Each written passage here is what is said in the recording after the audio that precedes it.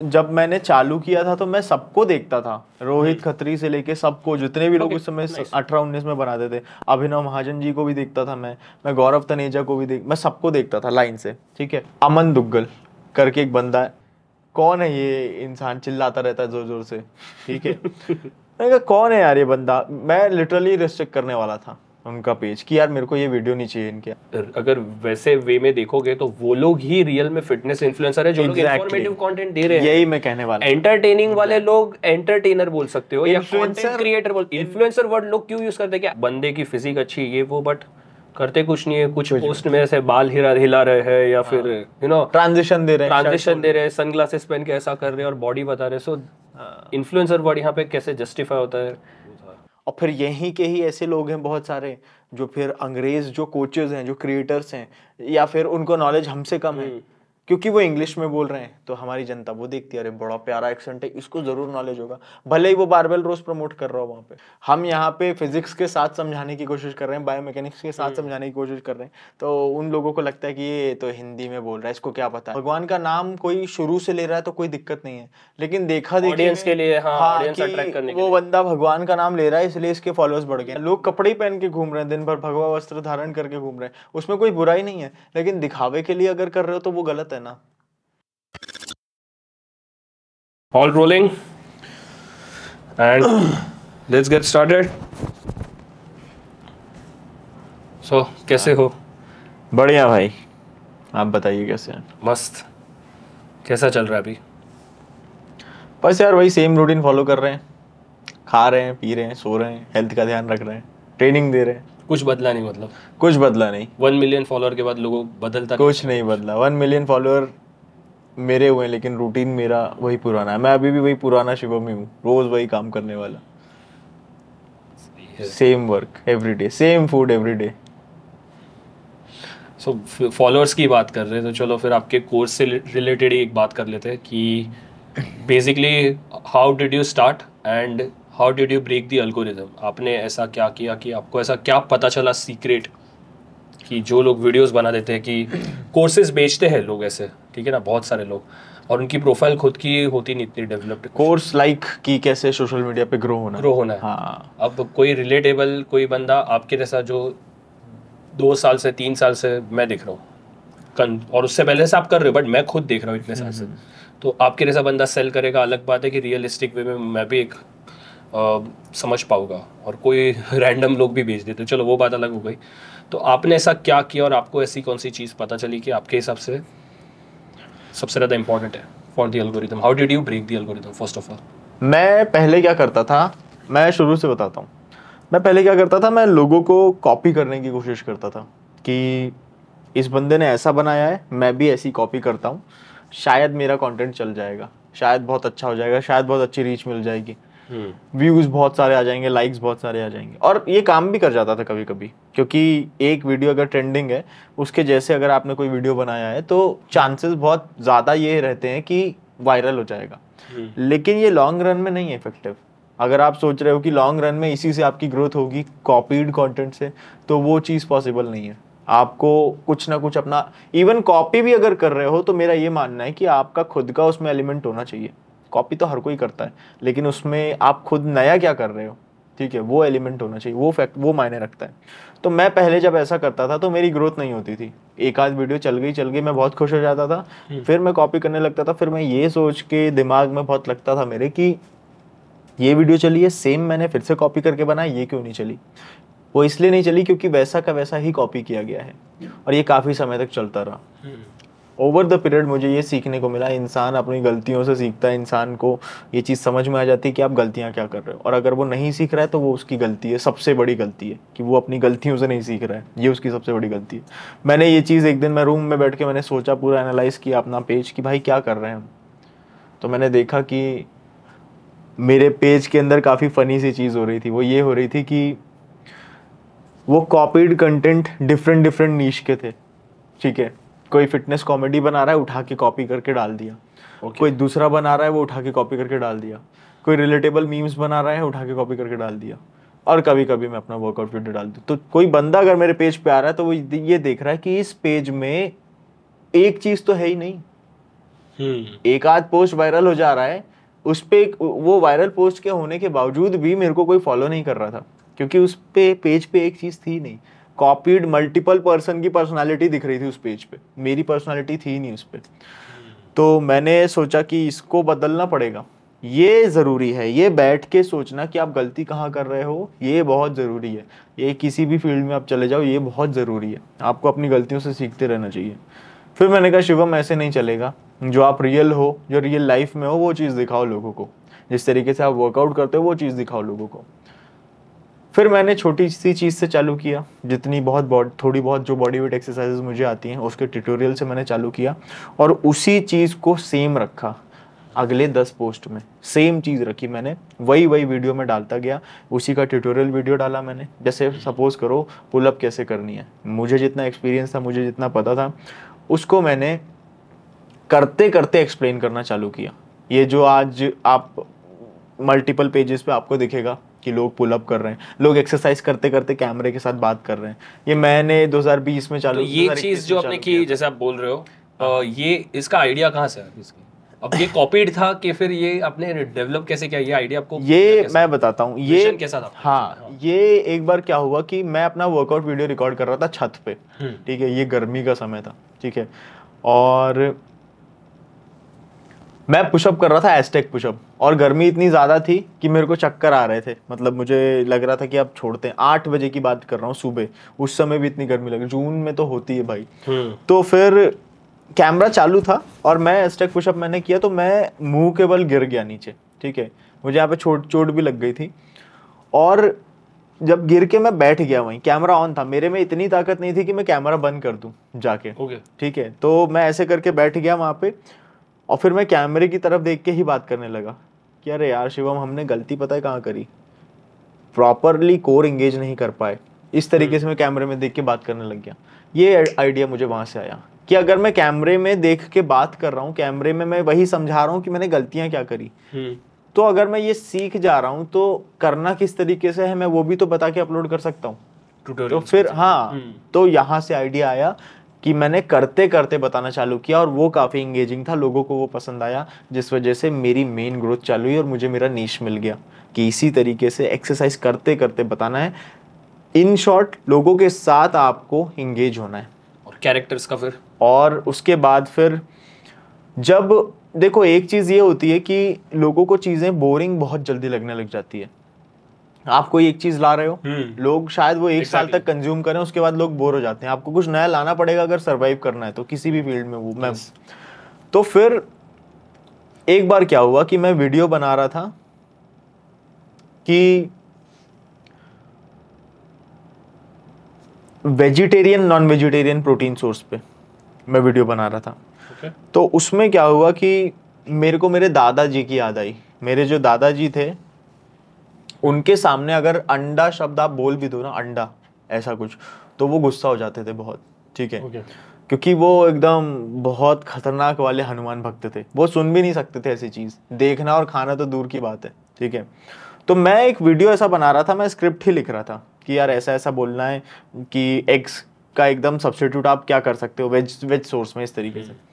तो मेरे दिमाग में आया कि यार दादाजी गुस्सा हो जाया करते थे, एक वो दादाजी वाला मेरे को थॉट आया, ठीक है, दादाजी गुस्सा हो जाया करते थे, तो इसको इस तरीके से बता सकते हैं क्या यार, हमारा मकसद भी पूरा हो जाएगा, ठीक है, और लोगों को समझ में भी आ जाएगा, डिफरेंस भी समझ में आ जाएगा। तो एक कॉमेडी पार्ट से इसको चालू करते हैं।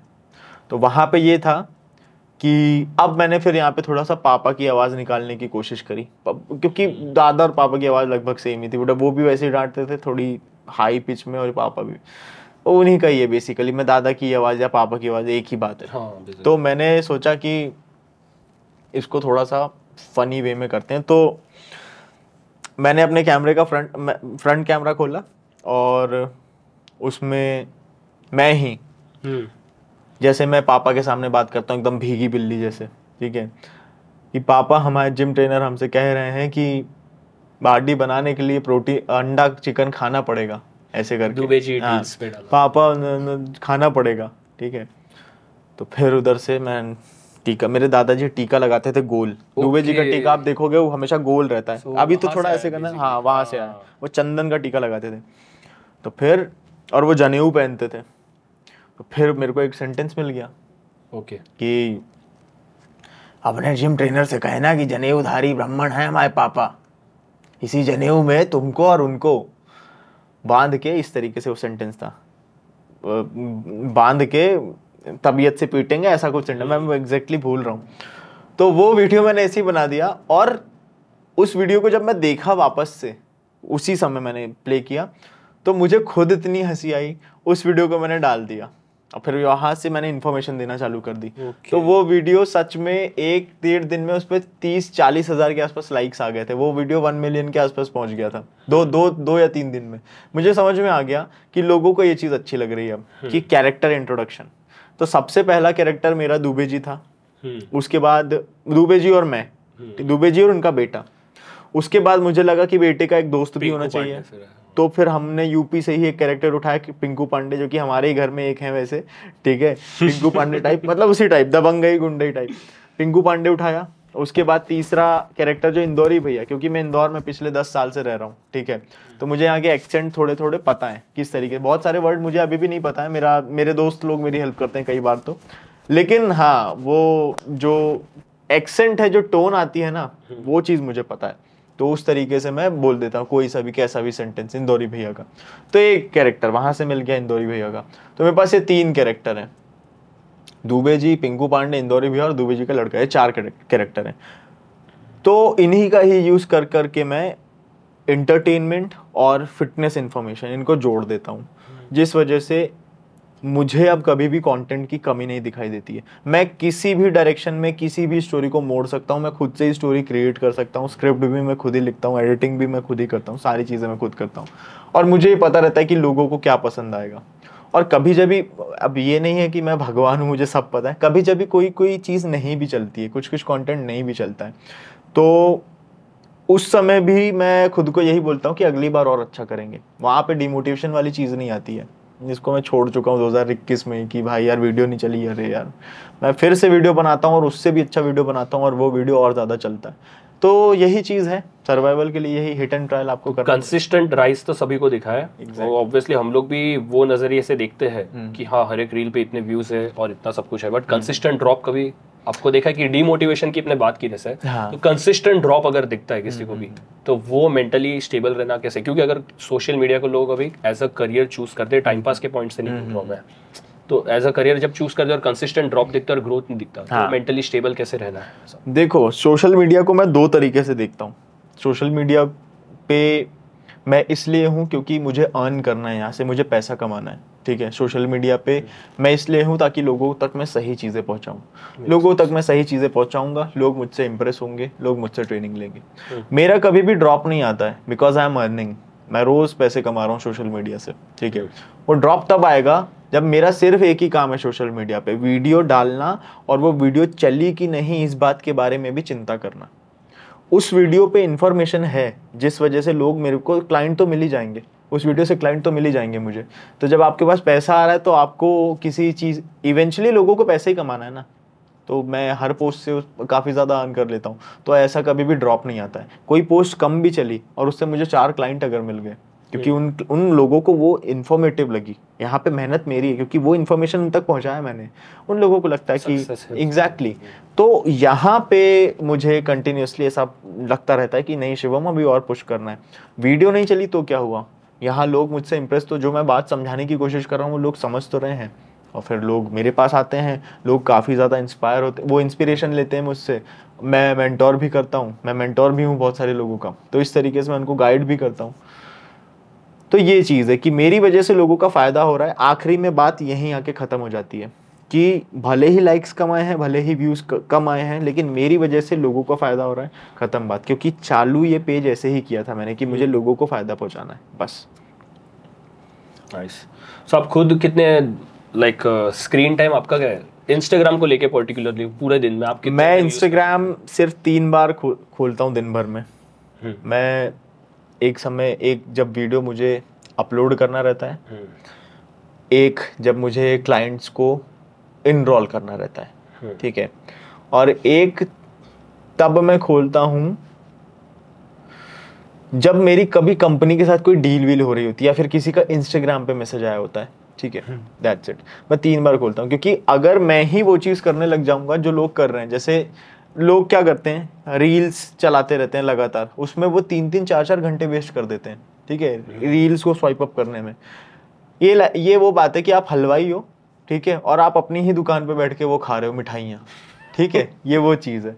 अगर मैं ही इंस्टाग्राम पे रील को देखता रहूंगा तो 3 से 4 घंटे मेरे उसी में वेस्ट हो जाएंगे। मुझे वो 3 से 4 घंटे प्रोडक्टिविटी में लगाने, क्रिएशन में लगाने और इंस्टाग्राम पे डालना है। अपलोड किया, हट जाओ वहां से, खत्म, बंद कर दो, अब अपना दूसरा काम करो। क्योंकि अपलोड करते से ही मेरे पास मेरे स्टूडेंट्स भी हैं, मेरे पास मेरे क्लाइंट्स भी हैं जिनको मुझे रिप्लाई देना है। तो ये चीज़ है। पहले बहुत करता था मैं कि अपलोड कर दिया, अब देख रहा हूँ इस पर कितने लाइक्स आए, कितने पॉजिटिव कमेंट है। अब मैं नहीं देखता हूँ ये सब, क्योंकि आपका मेंटल पीस उसी में है।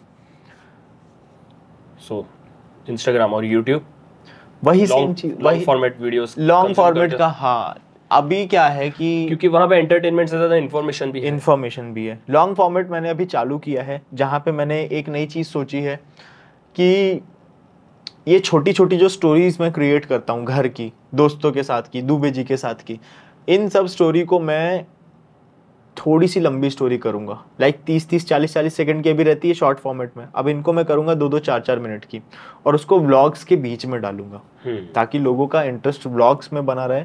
और वो व्लॉग ऐसा नहीं रहेगा कि हाय गाइस आज मैं यहाँ आ गया हूँ, ये खा रहा हूँ, वो खा रहा हूँ। वो व्लॉग फुल ऑफ इंफॉर्मेशन रहेगा।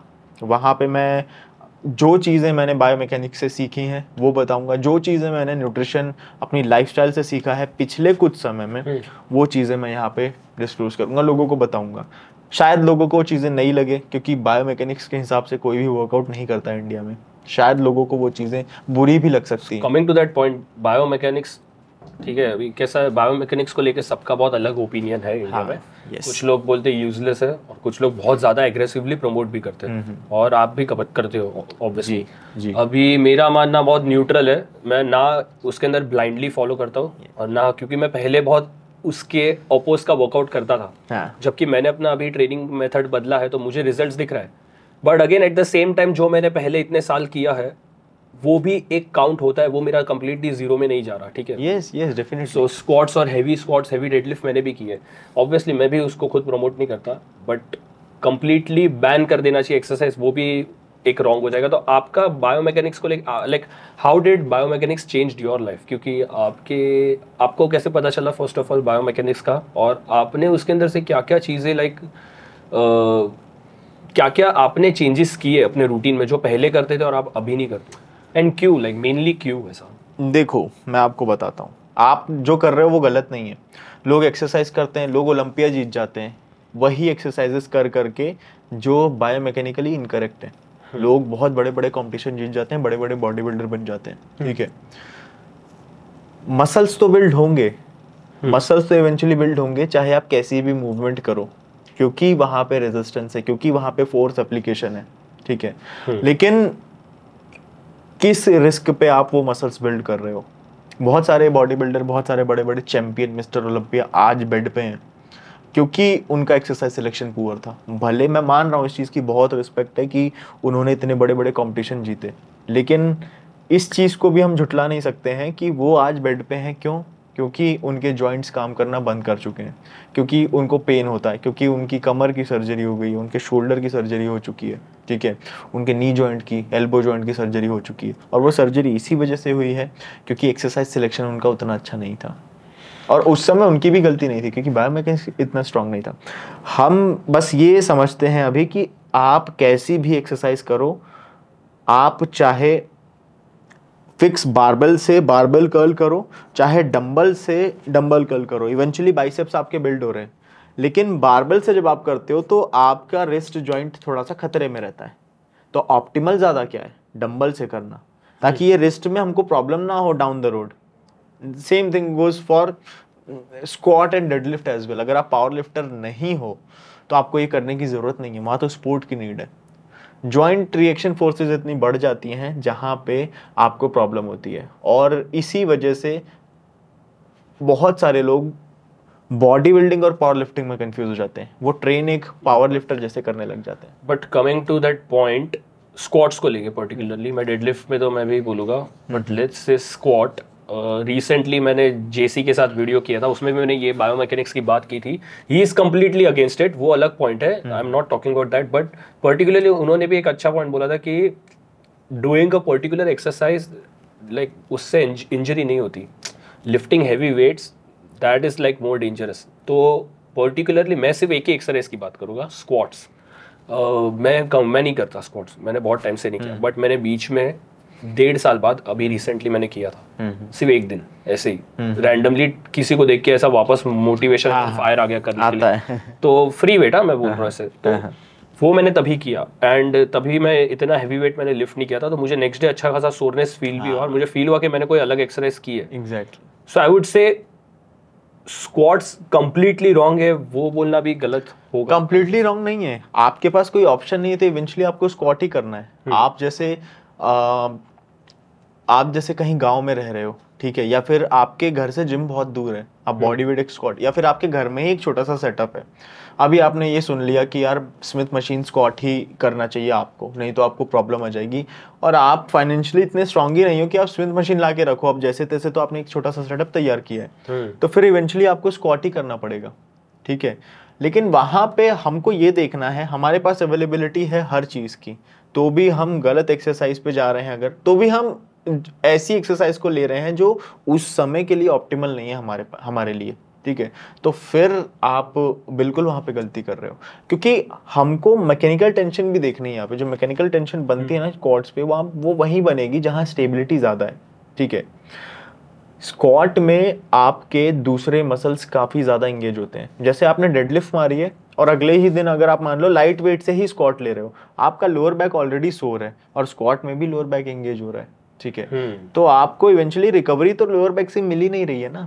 अगले दिन फिर आपने कोई सी ऐसी एक्सरसाइज ली तो आपका लोअर बैक कंटिन्यूसली सोर है। इसलिए हमको एक्सरसाइज सिलेक्शन बहुत ज़्यादा ज़रूरी है बॉडी बिल्डिंग में। बॉडी बिल्डिंग को लेके कभी प्लान्स है फ्यूचर में? अभी का नहीं बोलूँगा, but even in the future compete करने की कोई इच्छा? या मेरा compete करने की इच्छा नहीं है, मेरा सिर्फ और सिर्फ लोगों को ये बताना है कि नेचुरली बॉडी बिल्डिंग बहुत हद तक पॉसिबल है और आप बहुत ब्यूटीफुल फिजिक बना सकते हैं। नेचुरली भी compete करने की इच्छा नहीं है? नेचुरली भी मेरी अभी कंपटीशन की मेरी इच्छा नहीं है। मेरा सिर्फ और सिर्फ फिटनेस इन्फ्लुएंसर का ही रोल है और वही मैं कर रहा हूँ। और मैसेज देना है। हाँ, एग्जैक्टली, दैट मेक्स सेंस। तो बायोमैकेनिक्स का बेसिकली पॉइंट मैं समझ गया, बट अवेयरनेस कहाँ से आई? लाइक चेंजेस, छोटी छोटी चेंजेस, क्योंकि मुझे याद है मेरे लिए जो सबसे फर्स्ट चेंज था वो ये था कि हर एक बैक के दिन पे डेडलिफ्ट करना नेसेसरी नहीं है, जो कि मैं बहुत करता था, स्टूपिड चीज 2019 तक। तो मेरे लिए वो था एक रियलाइजेशन। हाँ, डेडलिफ्ट करना ही नेसेसरी नहीं, बट तभी वो पॉइंट पे मुझे ये रियलाइज हुआ कि हर एक बैक के दिन पे करना जरूरी नहीं है, क्योंकि मेरी बाकी के पुल मूवमेंट में मेरे पास एनर्जी नहीं बच रही और मेरे पास वो रेंज ऑफ मोशन भी नहीं मिल रही, लोअर बैक एंगेज हो जाता है और वो पंप आ जाता है बेसिकली। तो ये चीज मेरी एक स्टोरी। डेडलिफ्ट में प्रॉब्लम ये है कि आप मान लो बारबेल रोज और डेडलिफ्ट दोनों ही बैक की एक्सरसाइज है, बहुत सारे बॉडी बिल्डर ये एक ही दिन करते हैं, ठीक है। तो इसमें प्रॉब्लम पता है क्या है? डेडलिफ्ट आपने कर ली, लोअर बैक सोर है, आप डेडलिफ्ट के बाद आप करने जा रहे हो बारबेल रोज। मान लो आपने बारबेल रोज करी, बारबेल रोज में तो और ज्यादा प्रॉब्लम है। बारबेल रोज में तो रेजिस्टेंस वहां पे मिलता ही नहीं है जहां हमारे मसल्स ज्यादा स्ट्रांग है। मसल्स जहां ज्यादा वीक हो जाते हैं वहां हमको रेजिस्टेंस मिलता है, तो उसका कोई सेंस नहीं है, ठीक है। दूसरी चीज ये कि जब आप बारबेल रोज कर रहे हो तो आपके लोअर बैक पहले थक जा रहे हैं, लोअर बैक पहले थक जा रहा है। हाँ, लैट्स, हाँ, लोअर बैक पहले थक जा रहा है, लैट्स पे उतना एंगेजमेंट हमको आ ही नहीं रहा है, हम लैट्स को ट्रेन कर रहे हैं। हाँ, एग्जैक्टली, तो वो चीज़ है। इसलिए डेडलिफ्ट बुरी नहीं है, डेडलिफ्ट बुरी नहीं है बिल्कुल भी, लेकिन डेडलिफ्ट का सिलेक्शन कब करना चाहिए और कब नहीं करना चाहिए। जैसे रोमेनियन डेडलिफ्ट मैं आज भी करता हूँ क्योंकि कंटिन्यूसली उसमें टेंशन बनी रहती है लोअर बैक पे। हाँ, ठीक है, तो हमको ये देखना है कि अब 3-4 बार डेडलिफ्ट ले रहे हो आप, बेसिकली ग्लूट्स एंड हैमस्ट्रिंग के लिए कर सकते हैं डेडलिफ्ट, बट लोअर बैक को ट्रेन करना specially with deadlift does not make any sense. हाँ, वो सेंस नहीं करता है। आप पावर लिफ्टिंग में हो तो exactly, power lifting is a sport where you know heaviest लोग फ्रीक्स को देखने आते हैं, so that is a different thing, ठीक है। बट अगेन लाइक अवेयरनेस कब हुई? आई गेस कोच से ट्रेनिंग लेने के बाद। एग्जैक्टली, मैं बताता हूँ। बायोमैकेनिक्स की अवेयरनेस मुझे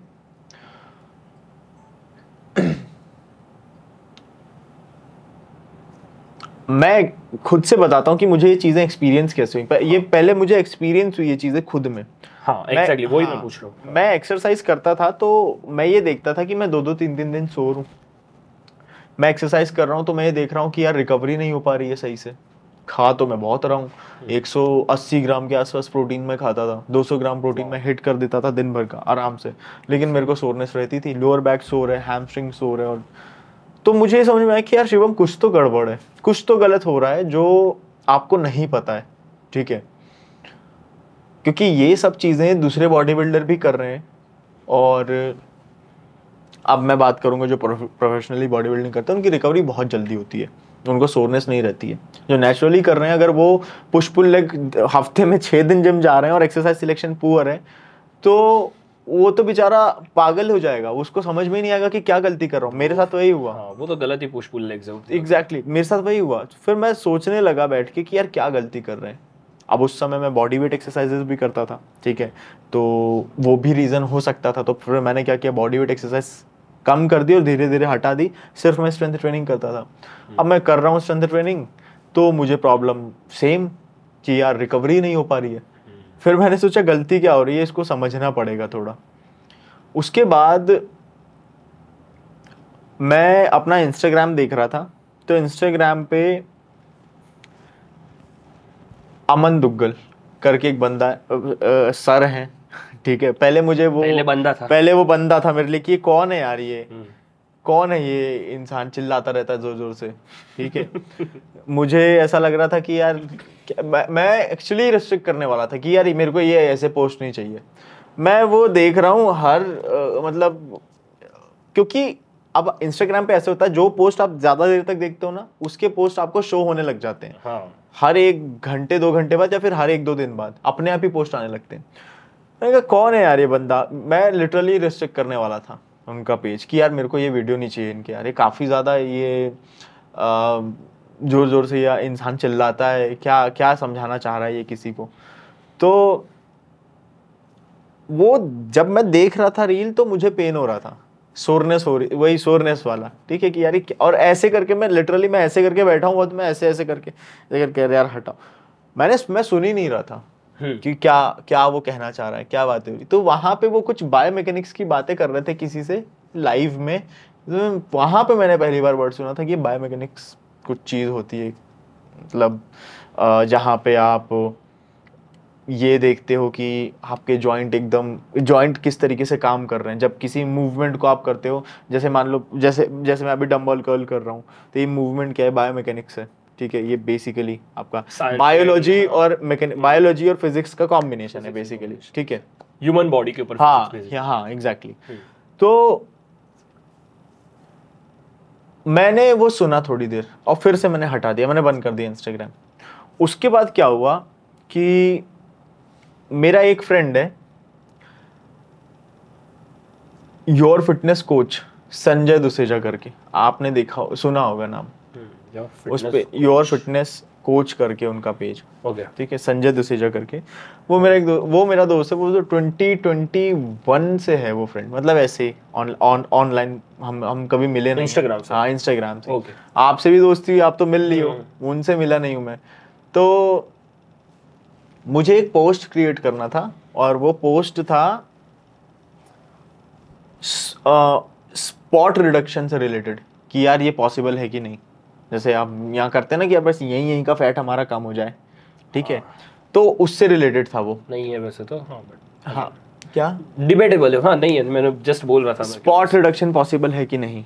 ये बुक्स में तो है कि हाँ है पॉसिबल, बट एक्चुअली नहीं है। देखो उसी पे आ रहा हूँ मैं कि वो डिग्री इतनी कम है कि वो ना के बराबर है। हाँ विजिबिलिटी, लेकिन हम ये नहीं कह सकते दावे के साथ कि ये पॉसिबल ही नहीं है, क्योंकि जो टॉप नॉच एथलीट है जैसे मेसी, रोनाल्डो, इन लेवल के, इनका 0.25% फैट भी इनको कम करना रहता है ना, तो वो करते हैं। उनके लिए हर चीज मैटर करती है ना, हर एक छोटी नॉर्मल ह्यूमन बीइंग जो यहाँ से 10 किलो फैट, अगर यहाँ से 10 किलो कम करना है तो वो नहीं होगा कि सिर्फ 10 किलो यहाँ, वो सर्जरी से निकाल लेंगे। हाँ, लेकिन ऐसा पॉसिबल नहीं है कि फिर वो स्पॉट फैट रिडक्शन अलग हो गया। अब वहाँ स्पॉट फैट रिडक्शन क्रीम्स भी आती हैं। तो मैं एक छोटी सी रिसर्च कर रहा था कि मैं ऐसा ना बोल दूं कि पॉसिबल ही नहीं है, ठीक है, और 4 लोग फिर कमेंट में आके गलत बोल दे। मैं ये चाह रहा था कि जो इन्फॉर्मेशन मैं दूं वो एकदम एक्यूरेट हो।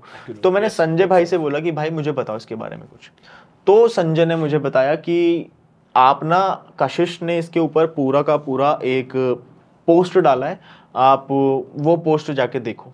तो मैंने सोचा पोस्ट क्या देखना है, सीधे मैसेज कर देते हैं। तो कशिश गुप्ता करके वो बंदा अमन ADU से पास आउट है, अमन दुग्गल यूनिवर्सिटी। तब मेरे को ये पता नहीं था, मेरे को ये पता होता तो मैं मैसेज भी नहीं करता, क्योंकि वो अमन दुग्गल मुझे नहीं जम रहा था। ठीक है, तो मैंने कशिश को मैसेज किया कि भाई मुझे ऐसा ऐसा है, बताओ मुझे ये सब। तो उसने मेरे को पूरा उसने चिट्ठा खोल के दे दिया कि ये देखो भाई। उसने कम से कम मेरे को 5-6 स्टडी शेयर कर दी स्पॉट फैट रिडक्शन पे। उसके बाद मुझे काफी वो सही लगा बंदा कि यार ये तो बहुत इसको डिटेलिंग पता है। हाँ, बहुत सारी चीज मैंने 4-5, हाँ काफी अच्छा ब्रेकडाउन। मैंने उसके 4-5 पोस्ट देखे तो मुझे समझ में आया। उसमें से एक पोस्ट ये भी था कि बारबेल रोज में क्या प्रॉब्लम है, डेडलिफ्ट में क्या प्रॉब्लम। पहले तो मुझे लगा कि क्या बोल रहा है, लेकिन जब मैंने सुना तो मैंने रिलेट किया कि शिवम यही तो हो रहा है तुम्हारे साथ भी। तुम ये bench press, shoulder press, free weight से उसके बाद फिर स्क्वाट और डेडलिफ्ट कर रहे हो, इसी वजह से तो तुम्हारी रिकवरी नहीं हो पा रही है। और मेरा 3 सेशन रहते थे डेडलिफ्ट के हफ्ते में। ठीक है, अब यहाँ पे दूसरा मेजर पॉइंट आता है, बहुत सारे लोग शायद ना हो पाए। आपका फूड सिलेक्शन भी बहुत मायने। न्यूट्रिशन कैसा, न्यूट्रिशन नहीं, फूड सिलेक्शन। न्यूट्रिशन का ही पार्ट है इवेंचुअली, लेकिन लोग उसको, आप आज के समय में लोग ज्यादा फोकस्ड रहते हैं डेफिसिट और सरप्लस। हाँ। मेरा ये मानना ही नहीं है। मेरा ये मानना है आप खूब खाना खाओ, अच्छे से खाओ, और लेकिन जो चीज मुंह में डाल रहे हो उस पे ध्यान दो, वो क्या खा। वही है फिर वो तो कि पीनट बटर हेल्दी है तो ट्रू 4 स्पून ले रही है पीनट बटर, बट अगेन उसके दूसरे चीजें भी क्या, पीनट बटर भी बहुत ज्यादा वो डिबेट का टॉपिक है। एग्जैक्टली मैं वही डिबेट इसलिए मैं बोल रहा हूँ कि वो फूड सिलेक्शन, इसीलिए मैंने ये चीज पे एम्फेसाइज किया कि हमको हेल्दी बोल के बेसिकली वो चीज को ज्यादा खा लेते हैं और कैलोरीज गिन लेते हैं कि हाँ कैलोरी में तो है अभी। Exactly. वो कैलोरीज डेफिसिट और सरप्लस तो लोगों को सिर्फ एक वर्ड आ गया। 2018-17 तक मैं ये बार बार सुनता नहीं था, बार बार इंस्टाग्राम पे और फेसबुक पे तभी भी, लेकिन एक अवेयरनेस थी हम लोगों की कि क्या चीज कितने पोर्शन में खानी है। बस डेफिसिट सरप्लस लोगों को वर्ड आ गया तो डालते रहते पूरा दिन। वही चीज। सो या make sense. But food selection में आपके सबसे खुद के आपके टॉप 5 फूड्स जो आपको एवर हर एक बंदा इजीली खा सकता है, अफोर्ड कर सकता है फर्स्ट ऑफ ऑल, एंड बहुत इजीली अवेलेबल हो, एंड काफी टाइम से लोग खा रहे हैं इंडिया में। चूंकि देखो, मैं अगर 5 फूड ऐसे बताऊं तो लोगों को शायद वो काफी इंटरेस्टिंग लगे, लोगों को शायद वो काफी बोरिंग लगे। मैं जो खाता हूं मैं वो बताता हूं। हमको हर वो फूड कंज्यूम करना चाहिए जो आपके गट पे इजी रहे, आपको गैस ब्लोटिंग ना दे।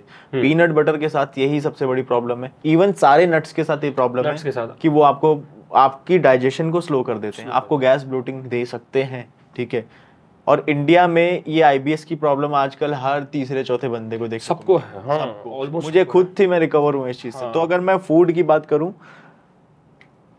और स्पेसिफिक होके बताऊंगा कि इसमें क्या, व्हाइट राइस टॉप पे है, व्हाइट राइस टॉप पे है, नॉट ब्राउन, व्हाइट राइस। ठीक है, फ्रूट्स, देसी घी, परफेक्ट, वे प्रोटीन, परफेक्ट। उसके बाद प्रोबायोटिक जितने भी ड्रिंक्स हैं, ठीक है, जो आपके गट को गट की हेल्थ को इम्प्रूव करते हैं। मेरे टॉप 5 फेवरेट है सब मेरे। उसके बाद अगर आप नॉन वेजिटेरियन हो तो you can go with whole chicken, egg whites. Egg whites खा सकते हो, होल एग भी खा सकते हो। होल एग भी अच्छी है। होल एग खाओ, एग वाइट्स नहीं, होल एग खाओ, होल एग खा सकते हो। उसके बाद फिर आप, अब इसके बाद ये होल चिकन भी कुक कैसे हुआ है इस पे भी निर्भर करती हैं चीजें। अगर वो एक हाई टेम्परेचर पे कुक हुआ है तो वो आपको गैस ब्लोटिंग दे, अगर खराब तरीके से कुक हुआ है तो।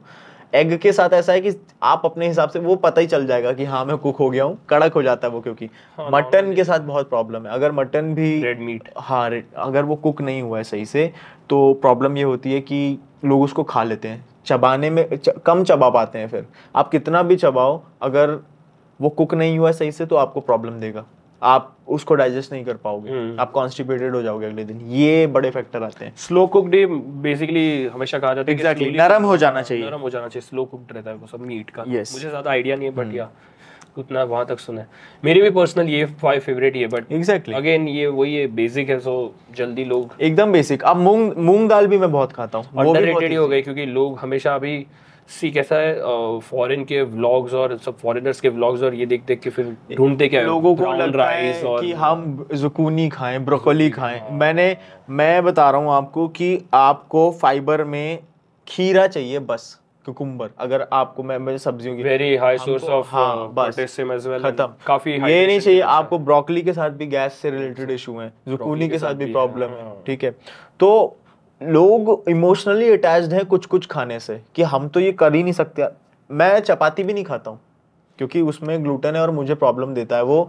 अब मैं ये नहीं कह रहा हूँ सबको नहीं खानी चाहिए, जिनको ग्लूटेन से प्रॉब्लम है सिर्फ वो लोग मत खाओ, क्योंकि वो एक ऐसी चीज है जो यूं ट्रिगर करती है, एक वो चपाती तो में आप ट्रिगर हो जाता है। बेसिकली जब कोई चीज को डिस्कवर कर लेते हो, कोई प्रॉब्लम को, फिर ही आप रियलाइज, फिर आप अंदर से आपकी इच्छा होती है कि मैं इसे फिक्स करूं। True, फिर आप ऐसा नहीं है कि नहीं मैं तो पता खाऊंगा। नहीं, पता ही नहीं रहता है। जैसे मुझे ग्लूटेन से प्रॉब्लम थी, इसलिए डिस्कवर करोगे तब पता एग्जैक्टली चलेगा। हाँ, और खुद से नहीं पता चलता है वो आपको कभी भी। आपको वो डॉक्टर बताएगा फिर जाके कि ये चीज हटा के देखो, या फिर आपका कोच बताएगा आपको।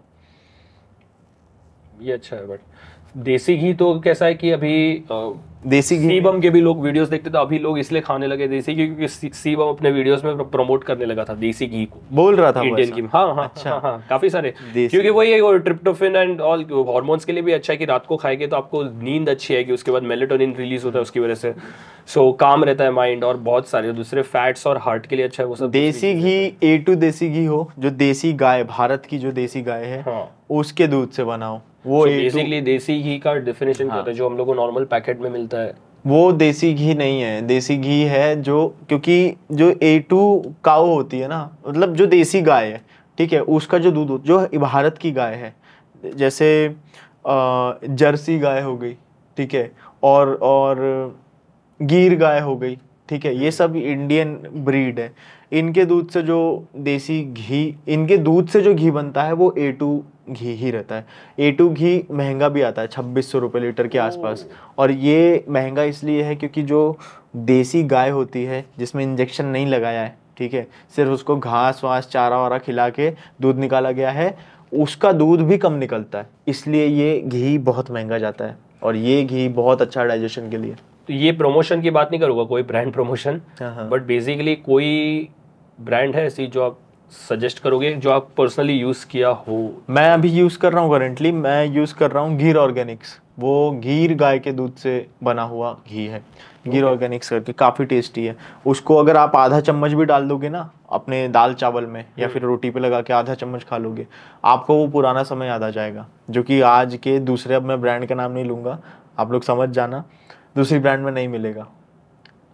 और गिर ऑर्गेनिक्स के ही घी नहीं, आप A2 देसी घी कहीं से भी लो। A2 देसी घी, A2 घी, ठीक है, A2 देसी घी, वो A2 काऊ से, A2 दूध से बना है वो, ठीक है। और ये दूध भी आता है 75-80 रुपए लीटर, A2 मिल्क। या तो हाँ, या तो आप दूध खरीदो और घर पे बनाओ, और बिलोना मेथड से, दैट्स इट। जिससे दही पहले चीज मुझे बिल्कुल आइडिया नहीं था इसका। अच्छा। देसी घी सुना था मैंने, नहीं खुद में नॉर्मल, पता नहीं मेरे घर पे मुझे देखना पड़ेगा। देसी घी बहुत तरीके, देसी घी के नाम पे भी स्कैम चल रहा है, कुछ कुछ आपको 400 रुपये लीटर में क्लेम कर देंगे, लेकिन नहीं, प्रॉपर बिलोना मेथड से जो बना है A2 मिल्क से, वो आता ही है 2000 रुपये या 2200। मैं जो खाता हूँ वो 2600 रुपये लीटर है वो। तो वो, लेकिन वही है कि वो चलेगा बहुत ज़्यादा, आधे चम्मच में ही खुशबू पूरे घर में फैल जाएगी, ऐसा सीन रहता है। वो काफ़ी अच्छी चीज़ है। एंड ऑफ द डे हाँ वही, मतलब रिजल्ट बेसिकली आपको प्रॉपर एक उसका मिलेगा। नाइस, ये आइडिया नहीं था। ट्रेनिंग और न्यूट्रिशन, फूड सिलेक्शन की बात की न्यूट्रिशन में, सो सप्लीमेंट में कौन से सप्लीमेंट है जिसपे अभी अगेन मैं बोलूँगा नहीं रिलाई करते हो, बट सम वे और दी अदर एक लाइफस्टाइल का पार्ट बन गया और काफ़ी ज़्यादा आपको इंपॉर्टेंट लगता है खुद की बॉडी के लिए? एंड फिर एक मेरे को जनरल पॉपुलेशन के लिए भी बताओ, आपका खुद का फेवरेट, पर्सनल फेवरेट अलग हो सकता है। मैं जनरल पॉपुलेशन के लिए बताऊंगा जो मैं खुद ही लेता हूँ, और वो सबको लेना चाहिए, ठीक है। और मैं वही सप्लीमेंट लेता हूँ जिसकी कमी है हमारे शरीर में, ठीक है। मैं ऐसा नहीं लेता हूँ कि सभी ले लिया, जो सबको लेना चाहिए। प्रोटीन पूरा नहीं हो पा रहा तो आपको वे प्रोटीन लेना ही चाहिए। वेजिटेरियन लोगों के केस में प्रोटीन पूरा करना मुश्किल हो जाता है आज के समय में। उसके बाद मैं विटामिन D3 और विटामिन K2 MK7 ये रिकमेंड करूँगा। D3 अब वो डिपेंड करता है कि कितनी डेफिशिएंसी है, उसके हिसाब से 2000 IU, 6000, डॉक्टर कभी कभी 60,000 IU का भी रिकमेंड करते हैं। वो आता है हाँ, तो वो एक जेल के टाइप का आता है, वो हफ्ते में एक लेना पड़ता है। अदरवाइज आप 2000 IU रोज लेना चाहिए आपको, 2000 IU रोज, ठीक है, क्योंकि D3 की कमी है सनराइज लोगों में। हाँ, D3 की कमी है। उसके अलावा मैं रिकमेंड करूँगा मैग्नीशियम, आपकी नींद अच्छी होती है, जिंक, और अश्वगंधा तो आपको लेना चाहिए। मैग्नीशियम कितना 400 mg कितना? मैग्नीशियम आपको लेना चाहिए 500 से लेके 1000 के बीच में। 500 से 1000। अश्वगंधा भी 600 से लेके 1000 mg के बीच में, ठीक है। जिंक आप 30 mcg ले सकते हो और दिन भर का। परफेक्ट। और अपार्ट फ्रॉम दैट 2000 IU अपना D3। ओके, ये वो सप्लीमेंट है जो सबको लेना चाहिए और मैं रोज लेता हूँ। और फिश ऑयल डिपेंड करता है आप फिश खा रहे हो तो वो फिर चीज़ों पे डिपेंड करता है, फूड से आप ले रहे हो, नहीं तो फिर आप अलग से ले लो। बट नेसेसरी है कि नहीं फिश ऑयल?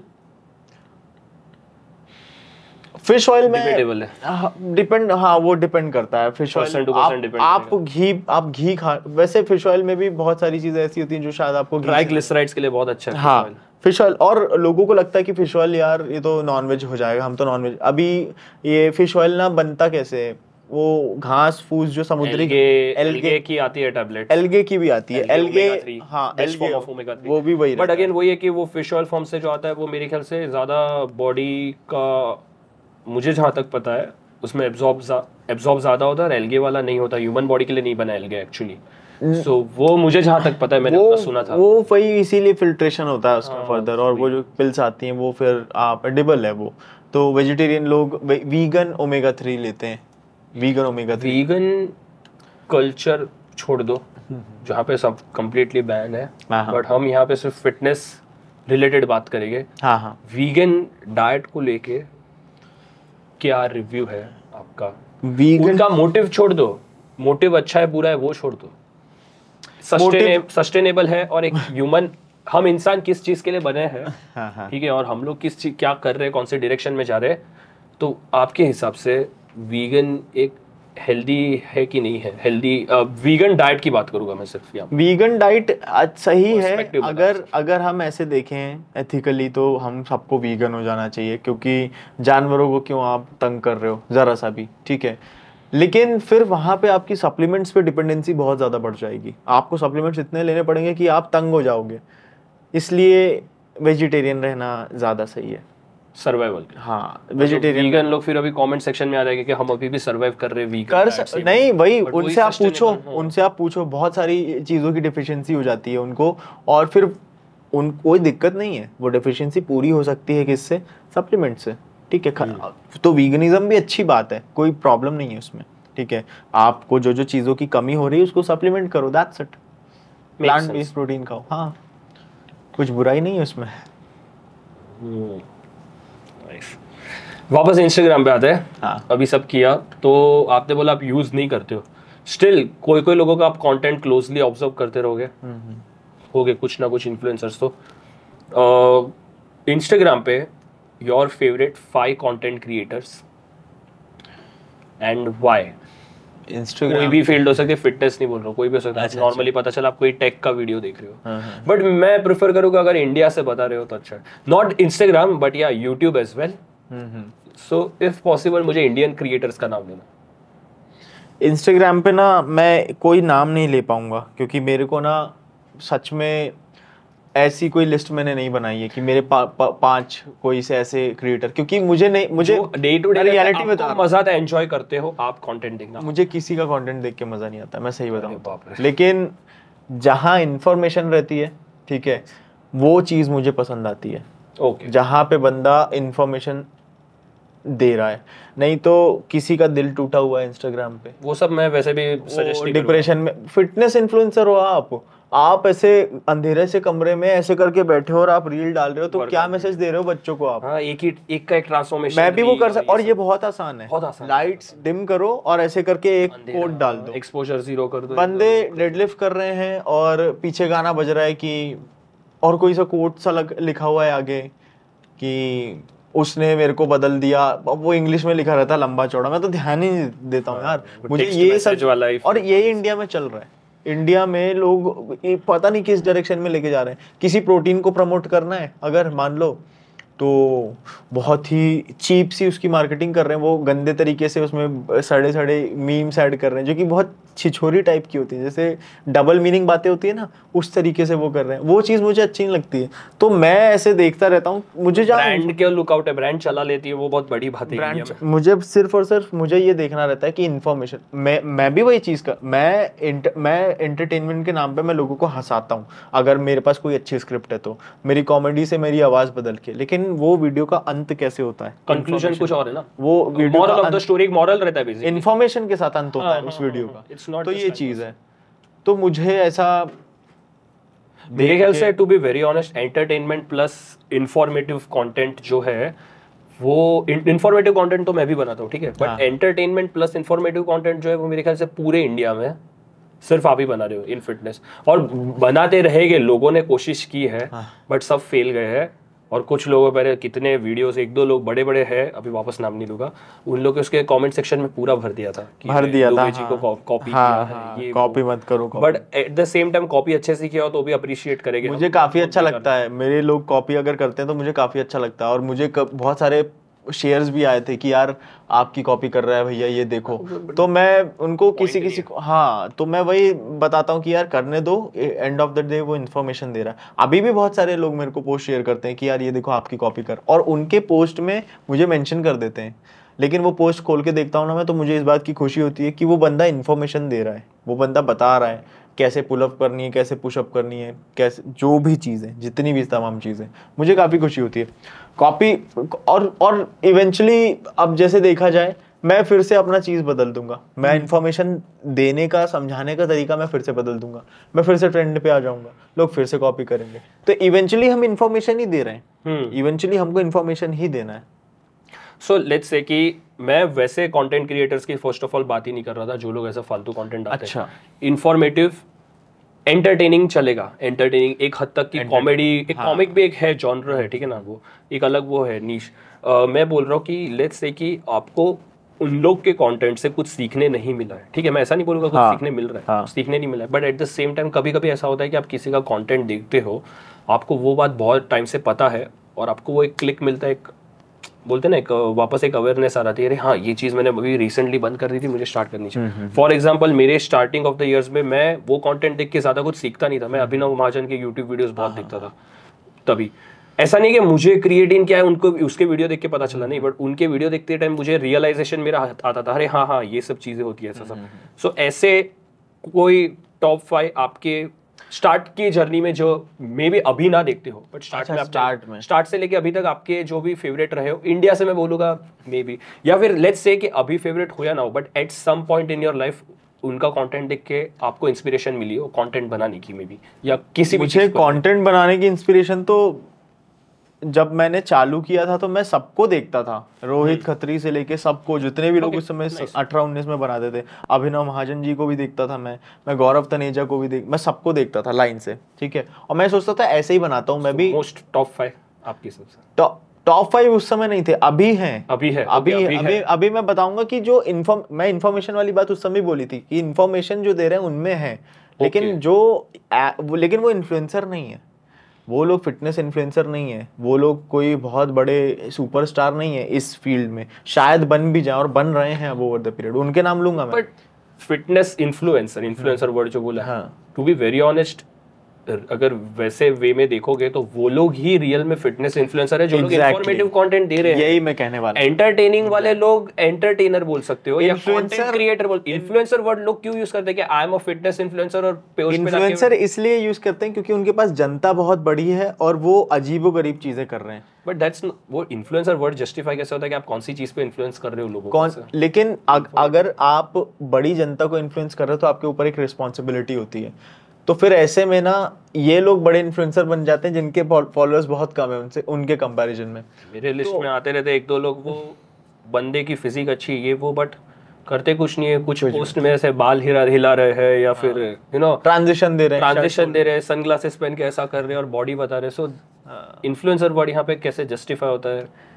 यहाँ पे इन्फ्लुएंसर वर्ड जस्टिफाई नहीं होता है, आप फैशन मॉडल कह सकते हो खुद को, खैर अगर एंटरटेनर वर्ड एक या कंटेंट क्रिएटर ही बोल दो, कंटेंट क्रिएटर बोल सकते हो। मैंने इंफॉर्मेटिव कंटेंट मैंने 2-3 महीने से डाला नहीं है। मैं खुद अपने आप को इन्फ्लुएंसर नहीं बोलता। देखो, मैं आप content अगर creator फिटनेस में हो ना, आप अगर फिटनेस में हो तो आप सब चीज करो, एंड ऑफ द डे आपको इन्फॉर्मेशन देनी पड़ेगी फिटनेस से रिलेटेड, तो आप फिटनेस इन्फ्लुएंसर हो। क्या हो गया जाओगे, लोगों को मोटिवेट कर एग्जैक्टली। इसलिए मैं अपने आप को अभी कंटेंट क्रिएटर बुलाता हूँ। और मे बी ये पॉडकास्ट और ये सब चीज से जो इन्फॉर्मेशन आज मिली है बायोमैकेनिक्स को लेके या फिर फूड सिलेक्शन को लेके, एक्सरसाइज सिलेक्शन को लेके, तो ये सब चीज से इन्फॉर्मेशन जा रही है, तो मे बी मैं बोल पाऊंगा कि हाँ मैं इन्फॉर्मेटिव कंटेंट बनाता हूँ, मैं इन्फ्लुएंस कर रहा हूँ लोगों को, मैं भी एक इन्फ्लुएंसर हूँ। बट एट दिस पॉइंट मैं कंटेंट क्रिएटर वर्ड यूज करता हूँ इवन विद ब्रांड्स कोलैबोरेशन। सही चीज है ये, सही चीज है। Anyway, coming back to that point, वो टॉप 5 आपके फेवरेट इन्फ्लुएंसर में उस समय मुझे, क्योंकि मैं सबकी कॉपी कर रहा था, मेरे लिए कोई ऐसा लिस्ट नहीं थी, लेकिन ओवर द पीरियड मुझे रियलाइज हुआ कि ये सब के सब जो इन्फॉर्मेशन दे रहे हैं वो कितनी ज़्यादा सही है। अब मैं कुछ चीज़ों को छांट देख परख के ये मानता हूँ कि हाँ ये बंदा अथॉरिटी होल्ड करता है, ये एक अच्छा इन्फ्लुएंसर बन सकता है, इस बंदे के पास जनता ज़्यादा होनी चाहिए। अब वो चीज़ बदल गया। अब मैं ये चीज़ देखता हूँ कि बंदा इन्फॉर्मेशन दे रहा है ना, तो वो मेरी नज़र में इन्फ्लुएंसर है, ठीक है। वो फिटनेस के बारे में ऐसी चीज़ें बता रहा है ना, तो वो मेरी नज़र में इन्फ्लुएंसर है, ठीक है। अब वो टॉप 5 अभी अगर मैं बोलूँ तो भावेश है, डाइट ट्यूब करके एक पेज है न्यूट्रिशन के बारे में, हाँ न्यूट्रिशन के बारे में वो बताते हैं काफी अच्छा।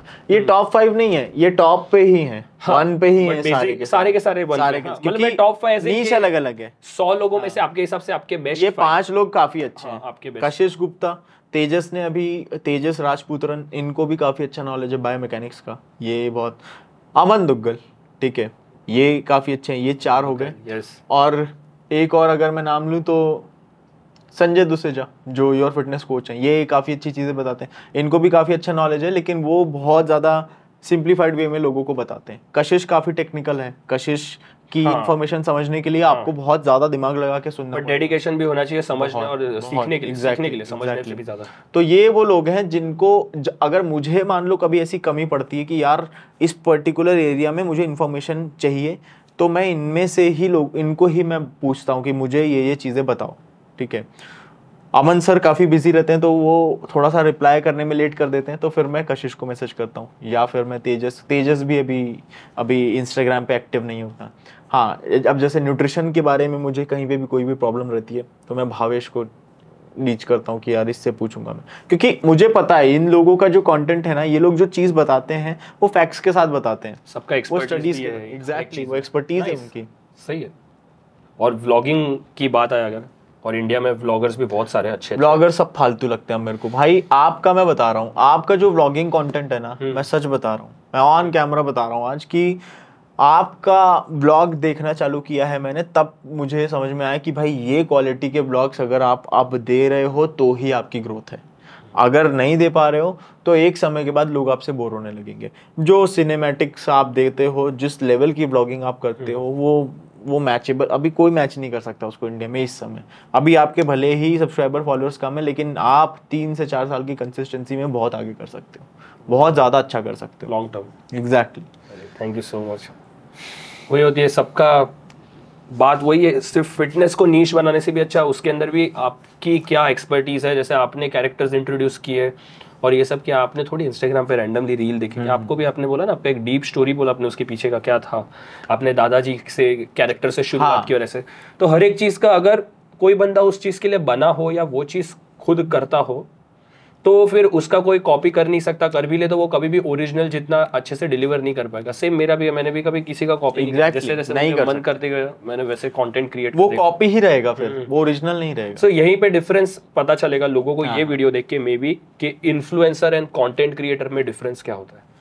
समझ रहे हो? मैं जो सबको बोलता हूँ बेसिकली कि मैं इन्फ्लुएंसर वर्ड यूज नहीं करता जल्दी किसी के साथ। सो फिर से कोई भी एनी 3 अंडररेटेड एडवाइस आपके हिसाब से ओवरऑल फूड क्या बोल रहा हूँ, ओवरऑल पूरे के पूरे फिटनेस में हर एक चीज़ की बात करेंगे तो 3 अंडररेटेड एडवाइस आपके हिसाब से जो लोग इजीली कर सकते हैं और करते नहीं है, या कोई भी लोगों को लगता है कि फिटनेस बहुत महंगा है।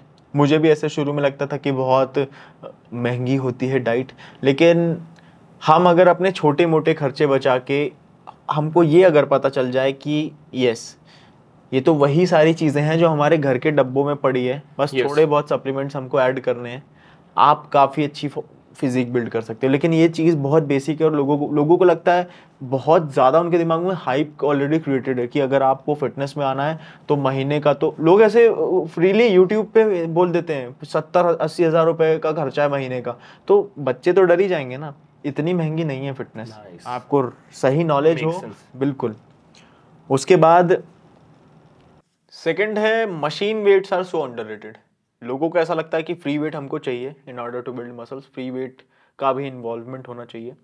मज़ा आ रहा है करने में तो कोई दिक्कत नहीं है, लेकिन आपका गोल जब तक पावर लिफ्टिंग नहीं है, बिना फ्री वेट्स को छुए हुए भी आप मसल बिल्ड कर सकते हो। इवन हाइपरट्रॉफी आपको जल्दी देखने को मिलेगी because you get that stability in machine weights. और मैकेनिकल टेंशन हम क्रिएट ज़्यादा कर पाते हैं जहाँ स्टेबिलिटी रहती है। और तीसरी है कि आपको आराम का दिन चाहिए in order to recover. Recovery के लिए आपको एक दिन आराम करना चाहिए, रेस्ट डे कर लेना चाहिए। ऐसा नहीं है, आपको रोज एक्सरसाइज करनी चाहिए। आपको चाहे वहाँ पे पेन हो रहा है, सोरनेस हो रही है, जो भी हो रहा है, सोरनेस है, आप वर्कआउट करो, कम इंटेंसिटी पे करो, लेकिन एक्सरसाइज स्किप मत करो। आपकी अगर तबीयत खराब है, बुखार या कोई इंजरी हुई है तो आपको रेस्ट लेना पड़ेगा। लेकिन ये सोरनेस है, माइनर पेन है, या फिर मन नहीं कर रहा है, इच्छा नहीं कर रही है, तब भी जिम जाओ जबरदस्ती। आप लाइट वेट से करो, कम वर्कआउट करो, लेकिन ये कंटिन्यूटी नहीं छूटनी चाहिए। रेस्ट डेज तो हाँ, बेसिकली अगर न्यूट्रिशन ऑन पॉइंट है, प्रॉपर स्लीप हो रहा है और सब कुछ है, तो रेस्ट डेज जरूरत ही नहीं है, useless. Exactly. Exercise selection poor है तो भी लोगों को ऐसा लगता है कि हमको तो सोरनेस आई है। नहीं, वो सोरनेस इसलिए इस वजह से, शायद वो पेन जॉइंट का पेन भी हो सकता है, ठीक है, कि आपका न्यूट्रिशन सही नहीं है, आप जो एसेंशियल सप्लीमेंट है वो शायद सही नहीं ले रहे हो, और आपकी जो स्लीप है वो मिनिमम 6 से 7 घंटे। ये भी डिबेट का एक टॉपिक है कि कितनी आपको स्लीप चाहिए। स्लीप में पता है कैसा हो गया है, पहले एक टाइम था जब स्लीप को प्रमोट किया जाता था, वापस एक पॉइंट ऐसा आ गया कि लोगों ने वो बड़े बड़े एंटरप्रेन्योर्स और बिजनेस मैन के सबके जो पॉडकास्ट देखे और उनके लिए की स्पीच देखी कि 4 घंटे सोता हूँ, 5। नहीं, ये वैरी करता है। वेस्ट लाइक 8 या 9 hours per day of your life in sleeping. फिर वापस तो मैंने एक वीडियो डाला था, आज ही सुबह मेरे वीडियो पे एक कमेंट आया एक बंदे का कि if I waste like this much time of my life, like 1/3 of my life, 24 hours में से 8 घंटा अगर, तो बोलता है it's a waste of time, ऐसा डाला था। नहीं, देखो ये पर्सन टू पर्सन वेरी करता है। अब रोनाल्डो है, वो इस लेवल पे प्रैक्टिस करता है, वो इतनी मेहनत करता है, वो फुटबॉल सेशन अलग, फुटबॉल के ड्रिल्स होते हैं उसके, फिर वो स्ट्रेंथ ट्रेनिंग अलग करता है। वो बंदा स्विमिंग भी करने जाता है, वो दिन भर में इतने काम करता है, तो उसको तो ज़रूरत है 8 घंटे की स्लीप की या फिर ज़्यादा, ठीक है। अभी कोई एक बंदा है जो ये सब नहीं कर रहा है, ठीक है, जो सिर्फ वॉक करता है मॉर्निंग में फिट रहने के लिए या थोड़ी बहुत इलिप्टिकल्स कर लेता है, तो वो भी 9-9 घंटे सो रहा है, तो ये सेंस नहीं बनाता है, ठीक है। उसकी शायद स्लीप कम भी हो सकती है, ठीक है, या फिर वो सो इस वजह से ज़्यादा रहा है क्योंकि वो थोड़ा सा आलसी है, वो फैट है, उसको आलस आ रहा है, बैठे बैठे नींद आ रही है, इस वजह से भी शायद वो ज़्यादा सो रहा होता है। तो ये पर्सन टू पर्सन वेरी करता है कि आपको स्लीप कितनी चाहिए। अगर आप एथलीट हो, मैं सिर्फ एथलीट की बात कर रहा हूँ, जैसे मैं हूँ और बगल में रोनाल्डो खड़ा है, ठीक है, तो मैं रोनाल्डो से कम सोऊंगा तब भी चल जाएगा। रोनाल्डो को कंपैरेटिवली शायद थोड़ा सा ज़्यादा सोना पड़े क्योंकि वो मेरे से ज़्यादा मेहनत कर रहा है, वो मेरे से ज़्यादा इनपुट दे रहा है, ठीक है, तो उसको रिकवरी के लिए अच्छी नींद चाहिए, तो उस केस में वो 8 से 9 घंटे सोए, वो उस लेवल की मेहनत कर रहा है। तो मैं 6 घंटे सोता हूँ, मेरा हो जाता है ना, उससे ज़्यादा मुझे नींद आती ही नहीं। स्लीप बेसिकली वही है। मशीन वेट में भी पता है कैसा है, मशीन वेट करने में ना लोग 90% ऑफ टाइम इसलिए नहीं करते क्योंकि ईगो सेटिस्फाई नहीं होता उसके अंदर। ईगो सेटिस्फाई नहीं होता, ये बात भी है। वो अल्फा मेल वाली फीलिंग नहीं आती है। इंक्लाइन प्रेस करो आप और नॉर्मल बेंच प्रेस करो, आपको डिफरेंस पता चल जाएगा। वेट ज्यादा फील होता है स्मिथ मशीन। वेट ज्यादा इसलिए फील होता है क्योंकि आपके लिगामेंट्स टेंडन्स, आपके जॉइंट सफर कर रहे होते हैं। आपने एक बारबेल ऐसे उठा के आप चेस्ट के पास लाए, अभी ये बारबेल इधर भी गिरने का डर है, इधर भी और आगे। स्टेबलाइजर सब ज्यादा यूज होता है। अब आपके स्टेबलाइजर तो सही है, आपके जॉइंट्स भी काम कर रहे हैं वहां पे। वो जॉइंट्स, जो आपका ये जो जॉइंट है ना, वो आपके पूरे आर्म को स्टेबल रखने में आपकी हेल्प कर रहा है, ठीक है, आपकी हेल्प कर रहा है। अब वो जॉइंट ये भी मेक श्योर कर रहा है कि बार इधर ना जाए, आगे ना जाए, इधर ना गिरे या इधर ना गिरे। मशीन वेट पे ऐसा ही नहीं, बस आप नीचे जाओ स्मिथ मशीन में, आप पुश करना चालू करो, आपका सिर्फ और चेस्ट एंगेज हो रहा है। हम एक्सरसाइज किस लिए करते हैं? हम एक्सरसाइज अपने जॉइंट्स की ट्रेनिंग के लिए नहीं करते, हड्डियों को ट्रेन करने के लिए नहीं करते, हम एक्सरसाइज करते हैं हमारे मसल्स को ट्रेन करने के लिए। तो वो जितना ज़्यादा सेफली हम करें उतना ज़्यादा सही है। अगर वो फ्री वेट रहेगा तो जॉइंट्स आपके ज़्यादा एंगेज होंगे, जो कि गलत है। मज़ा तो आएगा क्योंकि आपको लगता है कि हाँ अब तो हम ज़्यादा वेट, हाँ हम कंपेरेटिवली कम वेट उठा रहे हैं, ये ही असली वेट है। नहीं, ऐसा नहीं होता है, आपके सफ़र कर रहे हैं जॉइंट्स उसमें। सो बॉडी वेट ट्रेनिंग की अगर बात करूँगा तो आप बहुत करते हो, हैशटैग पुशअप, सुपरमैन पुशअप, सब टाइप के पुशअप्स करते हो, and basically it comes under the category of calisthenics. हाँ। तो कैलिस्थेनिक्स के लेके क्या है, मतलब कभी कैलिस्थेनिक्स और स्पेसिफिकली दूसरे मूवमेंट्स ट्राई किए कैलिस्थेनिक्स के? बहुत अच्छी चीज़ है लीवर प्लांच। हाँ, ये चीज़ मैं बिल्कुल कहूँगा। अगर आपको मसल बिल्डिंग गोल है तो जिम में जाके मसल बिल्डिंग एकदम सेफर मूवमेंट्स के साथ करो। लेकिन अभी आप बोलोगे कि यार कैलिस्थेनिक्स में जब ये लोग एक्सरसाइज करते हैं तो वो तो सेफ है नहीं, कहीं से कहीं तक इंजरी होती है। लेकिन वहाँ पे एक ये फीलिंग ऑफ प्राउड वहाँ पे जुड़ा है कि आपने ये मूवमेंट अनलॉक किए जो दुनिया के सिर्फ कुछ प्रतिशत लोग कर पाते हैं। हाँ, जिम में जाके तो हर कोई एक्सरसाइज कर ले रहा है। But at the same time to be very honest, उसके अंदर बॉडी को I don't know much in detail, और मैंने अभी तक किसी बायोमैकेनिक्स कोच या किसी का वीडियो भी नहीं देखा है ब्रेक डाउन करते हुए। मे बी आप देख पाओगे, अमन दुग्गल से बात करोगे, आप वो देखेंगे वीडियोस तो वो बेटर बता पाएंगे। मैंने किसी और के वीडियोस ऐसे देखे नहीं जिन्होंने ब्रेक डाउन किया हो कैलिस्थेनिक्स मूवमेंट को, बट मुझे जहाँ तक पता है स्पेसिफिकली बहुत कम मूवमेंट्स ऐसे जो हार्मफुल है बॉडी के लिए, क्योंकि बॉडी वेट ही उसमें यूज हो रहा है। तो फ्रंट लीवर भी करते तो हम लोग अपने कोर को एंगेज करके लैट्स के थ्रू और कोर के थ्रू हम लोग अपनी पूरी बॉडी का वेट ऐसा एक लीनियर पोजीशन में पैरेलल रखते हैं ग्राउंड से।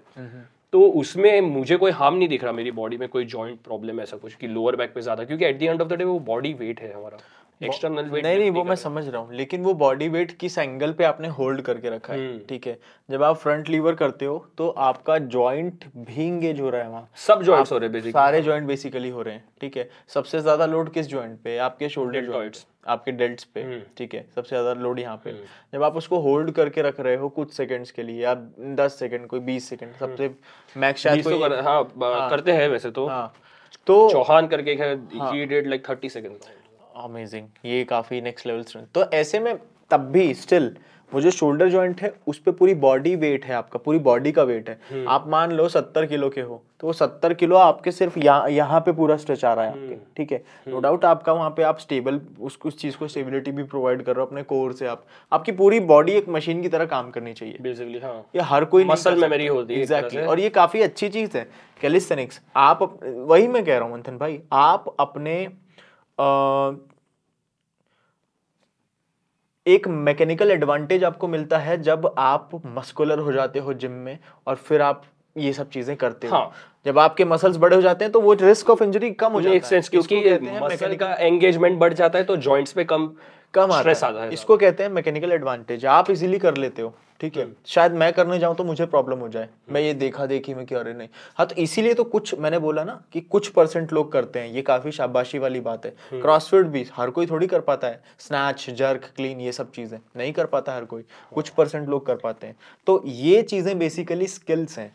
ये सबको करना जरूरी नहीं है, स्पोर्ट आ गया बेसिकली, ये स्पोर्ट ही है बेसिकली। कैलिस्थेनिक्स एक स्किल है, उसको सीखने के लिए आप नॉर्मल स्क्वाट बेंच प्रेस से नहीं सीख सकते, उसके लिए वो स्किल में घुसना पड़ेगा, ये बात है।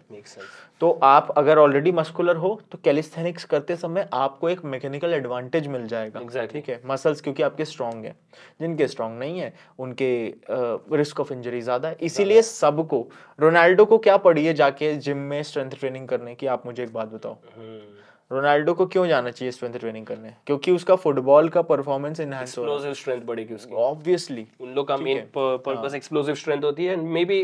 तो मैं ये जब बोलता हूँ ना कि आपको फ्री वेट से दूर रहना चाहिए तो लोग मुझे गलत समझते हैं। मैं ये कहना चाह रहा हूँ जिस चीज के लिए वो जगह बनी है बस वो करो, मसल्स बिल्ड करो। इन सब चीज़ों में, बॉक्सिंग में, फुटबॉल में, कराटे और कुंफू और ये कैलिस्थेनिक्स और क्रॉसफिट में अपनी रियल स्ट्रेंथ को एक्सप्लोर करो आप। ठीक है, एग्जैक्टली। हाँ, ताकि यहाँ अच्छी मेहनत करोगे जिम में तो ये सब चीज़ें करते हुए आपको इतनी इंजरी बहुत कम होगी। ठीक है, आपके पहले ही क्वाड्स वीक हैं। ठीक है, आपके पहले ही यहाँ पे अडक्टर अबडक्टर वीक हैं। ठीक है, उसके बाद फिर आप फुटबॉल खेलने जा रहे हो और आपको इंजरी हो गई, तो वही चीज है, उस चीज को, वो रिस्क ऑफ इंजरी आप कम करते हो स्ट्रेंथ ट्रेनिंग करके जिम में। और जिम में ही अगर इंजर हो गए तो बहुत बेकार बात है। वेट्स ही मतलब वेट से इंजर हो गए हम। Weights गलत है मतलब। हम जिस जगह जा रहे हैं इंजरी को रिड्यूस करने ग्राउंड पे, हम उसी चीज से इंजर हो गए। जिम में अगर इंजर हो गए और तो वेट्स ही गलत है। मैं तो बोलूंगा कि अगर डेडलिफ्ट करते वक्त भी बंदा इंजर हुआ है तो वेट्स गलत है, उसमें एक्सरसाइज गलत नहीं है। क्योंकि बंदा डेडलिफ्ट पे वेट क्यों उठाना चाहता है उतना, बात वो इंजरी की। बंदा डेडलिफ्ट पे वेट उठा रहा है, उसके पीछे मकसद होना चाहिए। हाँ एग्जैक्टली, क्यों उठा रहा है। अगर वेट बहुत हैवी उठा रहा है तो आप पावर लिफ्टिंग की कैटेगरी में जा रहे हो, है ना। बॉडी बिल्डिंग अगर करना है तो आपको टेम्पो भी मायने रखता है, आप वेट को कितना कंट्रोल्ड वे में लिफ्ट करो, सब चीजें मायने रखती है, ठीक है। लेकिन वही सेम चीज फिर वो करना ही क्यों है? आप डायरेक्टली उससे ज्यादा मैकेनिकल टेंशन मशीन वेट में बना सकते हो, ज्यादा टेंशन दे सकते हो मशीन पे। जो फर्स्ट एडवाइस दी थी जो कि है कि फिटनेस इज नॉट एक्सपेंसिव, जो लोगों ने बहुत बड़ा चढ़ा के बोल दिया कि हाँ मेरा इतना महीने का खर्चा है, which is true, very good. बात यह कि एक्सपेंस तो कितना भी हो सकता है महीने, वो तो फिर कितना भी आप लगा, बट चलो वो छोड़ दो, मैं बेसिक की बात करूँगा, बेसिक खर्चे की। तो व्हेन यू स्टार्टेड और आपने भी कहीं ना कहीं at some point in your life financial एक ड्रॉप देखा होगा कि जहाँ पे ज़्यादा पैसे नहीं है कोई चीज़ सप्लीमेंट खरीदने में या किसी में, तो एट दैट टाइम आपका माइंडसेट क्या था और आपने कैसे मैनेज किया इन चीज़ों से? मैंने जब सीए छोड़ के फिटनेस चालू करी थी तो मैंने घर वालों से 25,000 रुपये उधार लिए थे। मैंने कहा था मुझे इतना दे दो और मैं ये प्रॉमिस करता हूँ कि ये 25,000 कभी ख़त्म नहीं होंगे, ये कभी जीरो नहीं होने दूंगा मैं। उस 25,000 रुपये से मैंने अपना न्यूट्रिशन और ये सब चीज़, अब घर वालों ने हेल्प कर दी थी क्योंकि उनको पता था कोई बड़ी चीज़ छोड़ रहा है, इसको थोड़ी हेल्प तो चाहिए, घर वालों ने दे दिया था। पर बहुत सारे केसेस में शायद ये चीज़ भी अवेलेबल ना हो। मैंने क्या किया उस समय पे, वो 25,000 को कभी खाली नहीं होने दिया। उन 25,000 रुपये से मैंने अपने सप्लीमेंट्स खरीदे, एक छोटा सा फ़ोन खरीदा, ठीक है, और उसके बाद मैंने अपना चालू किया। और फिर कभी ऐसी नौबत नहीं आई कि यार मुझे फिर वापस से घर वालों को बोलना पड़ रहा है कि मुझे यार वे प्रोटीन के लिए पैसे चाहिए। मैं क्लाइंट्स, मैंने सबसे पहले ये बनाना चालू किया कि मुझे पैसे अर्न करने, मुझे क्लाइंट्स को इनरोल करना है, मुझे अपने स्किल्स दिखाने पड़ेंगे, मुझे ज़्यादा मेहनत करनी पड़ेगी। तो मुझे एक दो महीने के क्लाइंट मिल जाते थे, तो मेरा न्यूट्रिशन का खर्चा हो जाता था। तो वो एक दो क्लाइंट से मिलते इन टोटल कितने थे, कुल मिला के 12-15 हज़ार रुपये महीना, और उतना ही चाहिए, और उतना ही आज भी मुझे लगता है एक महीने में खर्चा न्यूट्रिशन से ज़्यादा नहीं लगता है। परफेक्ट, यस, क्योंकि जो बेसिक चीज़ें बोली वो बहुत इजीली अवेलेबल है, और ऐसा भी नहीं है कुछ कि ज़्यादा प्रीमियम क्वालिटी की आप लोगे तो डिफरेंस रिजल्ट मिलेगा। ऑर्गेनिक एंड ऑल सब कुछ है नहीं ज़्यादा एज सच डिफरेंस भी, so make sense. Let's say अभी अर्निंग की बात आ गई तो ट्रेनिंग को साइड पे रख के मैं ब्रांड्स की बात करूंगा, इन्फ्लुएंसर्स के लिए, जो कि इन्फ्लुएंसर वर्ड यूज़ करते हैं, बट मेनली कंटेंट क्रिएटर्स के लिए। आपके हिसाब से इंडियन मार्केट के हिसाब से, क्योंकि आपने भी बहुत सारे ब्रांड्स के साथ कोलैबोरेशन एंड काम किया हुआ है, मैंने भी किया हुआ है, आपके हिसाब से इंडियन मार्केट के हिसाब से अगर कोई बंदे ने स्टार्ट किया है और मेहनत करते करते 10,000 फॉलोअर्स तक पहुंच गया है, वो ब्रांड्स को अप्रोच करेगा, कैसे करेगा वो चलो आप छोटे वे में बता दो, बट कितना आदमी अर्न कर सकता है विद 10,000 फॉलोअर्स आपके हिसाब से? क्योंकि मैंने ऐसे भी लोग देखे हैं जो 5,000 फॉलोअर पे 1 करोड़ रुपए 2 करोड़ रुपए के आसपास साल का कमा रहे हैं फिटनेस इंडस्ट्री से ही। अगर आप यहाँ पे ब्रांड कोलैबोरेशन, नो फिर पॉसिबल नहीं है। ब्रांड कोलैबोरेशन में भी पॉसिबिलिटी है अगर आपको ग्राउंड लेवल पे बहुत लोग जानते हैं, ठीक है, आपके फॉलोअर्स भले ही कम है लेकिन ग्राउंड लेवल पे आपको बहुत जानते हैं, आप अपने सिटी में ही 2-3 करोड़ रुपए की सेल करवा दे रहे हो कंपनी की, ठीक है, तो कंपनी आपको देगी। आप महीने, यहाँ पे फॉलोअर्स मायने नहीं रखते हैं, मायने रखते हैं, ठीक है, मायने रखते हैं, लेकिन ये चीज भी मायने रखती है कि ग्राउंड पे आपको लोग कितना जानते हैं। फॉलोअर्स भले ही कम है आपके, ग्राउंड पे आपको बहुत लोग जानते हैं, तो भी कंपनी आपको देने के लिए तैयार है। लेकिन ऐसे में कंपनी को आप प्रूफ कैसे दोगे कि हाँ मैं 2-2.5 करोड़ की सेल करवा दूंगा?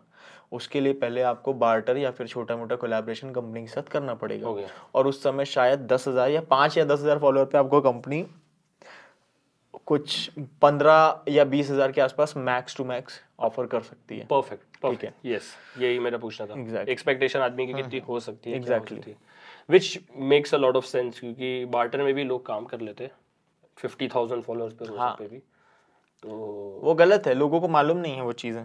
ब्रांड्स के साथ आपने कैसे रिप्रेजेंट किया? आपकी फर्स्ट ब्रांड कौन सी थी? अगर if you want to take the name ले लो फर्स्ट ब्रांड, क्योंकि हमेशा सबके दिमाग में बैठ जाती है कि अरे फर्स्ट ब्रांड मेरी ये थी, इसके साथ कोलैब किया था। मेरा कोलैबोरेशन बार्टर में ही रहा है। मैं ब्रांड्स का नाम नहीं लूंगा क्योंकि मेरा ऑलरेडी एसोसिएशन है। हाँ। ठीक है, मेरा कोलैबोरेशन बार्टर में हुआ था इनिशियली, जो कि मुझे अच्छा नहीं लगा था कि बार्टर एक तरीके से फ्री में काम कर रहे हो 2 प्रोटीन के पैकेट के लिए आप, पैकेट के लिए वही। वो मुझे अच्छा नहीं लगा था। उसके बाद फिर मैंने ये सोच लिया था, 2 ब्रांड के साथ ऐसा हुआ था। उसके बाद फिर मैंने ये सोचा था कि शिवम, जब तक अच्छी ब्रांड और अच्छा ऑफर नहीं मिलता है तब तक हम नहीं करेंगे काम। तो मैंने पिछले 3 साल में कम से कम 30 से 40 अलग अलग ब्रांड के ऑफर मैंने रिजेक्ट किए हैं कि मुझे काम नहीं करना है। वो मुझे पैसे भी दे रहे थे बहुत सारे। ठीक है, लाइक अब मैं अमाउंट बोलूँ तो 50,000 रुपीज़ पर मंथ, 80। अब कोई भी इन्फ्लुएंसर होता तो वो अगर इनिशियल अपने स्टेज में है तो वो कर लेता। 50,000 में उनके तो सब खुश हो रहा है। 50,000 60,000 50,000। मैंने बोला नहीं, मैं ऐसे नहीं करूंगा। मैं यहाँ पे क्वालिटी दे रहा हूँ, मेरी अथॉरिटी है, लोग मुझे पहचानते हैं, मेरी बातों पे विश्वास करते हैं। मैं ऐसी ब्रांड के साथ ही काम करूंगा जिसको मैं अच्छे से प्रमोट कर सकूं। दैट्स इट, ये चीज़ है। Make sense. और ब्रांड भी मुझे दे जितना मैं डिजर्व करता हूँ, ये चीज़ है। दोनों ही चीज़ें यहाँ पे होनी चाहिए, दोनों ही कंडीशन फुलफिल होनी चाहिए। कंटेंट क्रिएशन के लिए आपकी क्या एडवाइस रहती है लोगों को, अगर कोई पूछने आता है तो? लेट्स से, क्योंकि अगर मैं देखता हूँ फ़ोन से बनाने वाला और बहुत उसे प्रमोट किया जाता है, बट प्रोफेशनल कंटेंट क्रिएशन का मैं यहाँ पे बात करूँगा दूसरी कंट्रीज़ को देख के, क्योंकि यहाँ पे ये एक ऐसी टॉपिक है और ये एक ऐसा इंडस्ट्री है जहाँ पे बाय डिफॉल्ट कंपलसरी आपको बाहर के क्रिएटर्स को देखना ही पड़ेगा, क्योंकि इंडिया में इतने अच्छे क्रिएटर्स आपको दिखेंगे एग्जैक्टली, और वो स्टैंडर्ड सेट हो गया अभी। इंडिया में क्रिएटर अच्छे हैं, लेकिन वो कॉपी करेंगे अगर बाहर वालों की तो वो फिर ना बोरिंग हो जाएगा। Exactly. आप इंडियन रहते हुए कंटेंट क्रिएट करो। ठीक है, आप जो आसपास चीजें देखते हो, जैसे मैंने जो कैरेक्टर इंट्रोड्यूस किया, इंडिया की हिस्ट्री को भी आप बार बार लाते हो। मैं इंडिया की हिस्ट्री को भी लाता हूँ कि हमारे पुराने शासकों में कितनी ज्यादा शक्तियां थी, पुराने राजाओं में। ठीक है, अब वो 7.5 फीट की तो उनकी हाइट थी महाराणा प्रताप की। ठीक है, इतनी उनकी हाइट थी। ओके, हाँ एग्जैक्टली 7.5 फीट, कितनी ज्यादा होती है। तो उनमें शक्ति कितनी थी, इतना भारी वो वस्त्र धारण करके वो लड़ाई करते थे। ठीक है, और किसको उन्होंने बीच से चीर दिया था, मोहम्मद गौरी को? नहीं, मुझे शिवाजी महाराज का पता है कि शिवाजी महाराज ने अफजल खान को ऐसा चीर दिया। अफजल खान को वो वाघ नख से फाड़ दिया था, पेट फाड़ दिया था। हाँ वो, और कौन था अक्षय वो जिसको बीच से काट दिया था?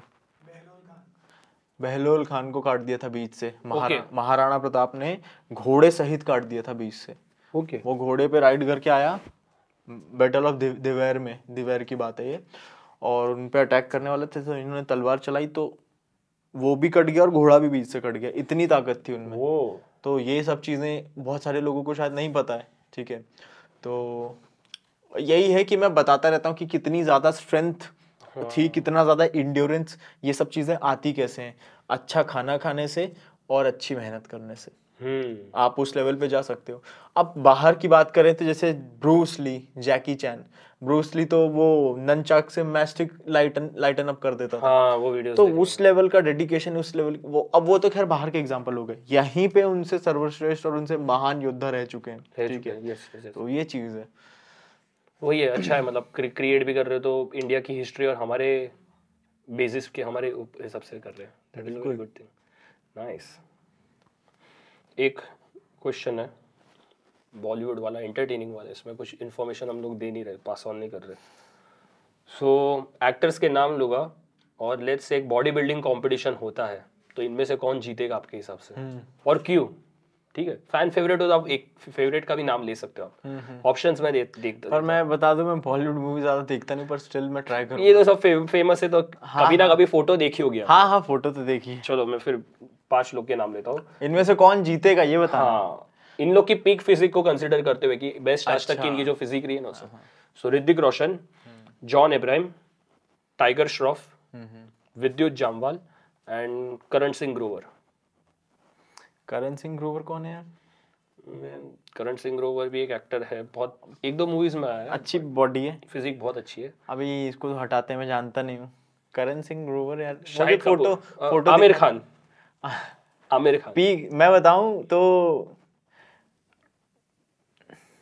मेरे हिसाब से वो tiger Shroff.